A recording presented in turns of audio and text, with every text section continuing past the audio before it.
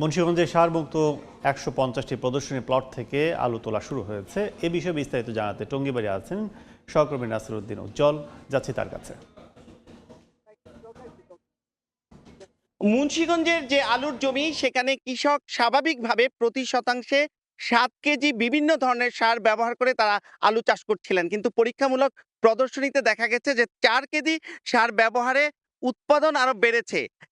এখানকার কৃষি বিভাগের যিনি প্রধান বিপ্লব কুমার তিনি বলছেন যে এখানে যে অতিরিক্ত সার ব্যবহারে কিন্তু মাটির গুণাগুণ নষ্ট হচ্ছে, সে কারণে কিন্তু উৎপাদন কম হচ্ছে। সেখানে তিনি পরীক্ষামূলক যে ১৫০টি প্রদর্শনী করেছেন। আমরা তার কাছে জানতে চাইবো যে এই মাত্রাতিরিক্ত সার এর কারণে কি ক্ষতি হচ্ছে এবং কি সুষম সার ব্যবহারে কি সুবিধা হচ্ছে?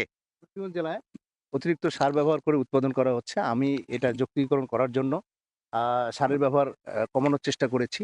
আমরা প্রতি শতকে ৪ কেজি সার ব্যবহার করেছি, সেখানে কৃষক এখানে ৭ কেজি সার ব্যবহার করে।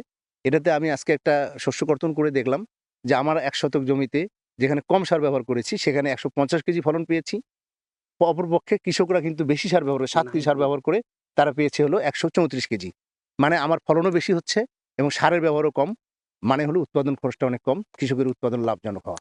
এবং এর মাধ্যমে আমার মনে হয় সারের একটা বিশাল সাশ্রয় করা সম্ভব। আমাদের জেলায় সাড়ে ২৫০ কোটি টাকা সাশ্রয় করা সম্ভব। ধন্যবাদ আপনাকে। তো এখানে নাহিদ মীর, যার জমি, তিনি যেটি বলছিলেন যে তিনি এটা কল্পনা করতে পারেননি যে কম সার ব্যবহারে আলু এত বেশি হতে পারে, এবং তারা যখন একেবারে হাতে কলমে এটি পরিমাপন করা হয়েছে তখনই তারা বিস্মিত হয়েছেন। এবং এই পরিবেশটি দেখবার জন্য কিন্তু একেবারে কেন্দ্রীয় কৃষি অধিদপ্তর থেকে ২ জন পরিচালক এসছেন এবং তাদের উপস্থিতিতে কিন্তু এই শস্য কর্তন হয়েছে। এবং নাহিদ মীর নিজেও কিন্তু বলছেন যে এই প্রক্রিয়াটি করে তারা আরো বেশি লাভবান হতে পারবেন। তো এই ছিল মুন্সিগঞ্জের আলুতে সারের যে সুষম ব্যবহার তার সবশেষ।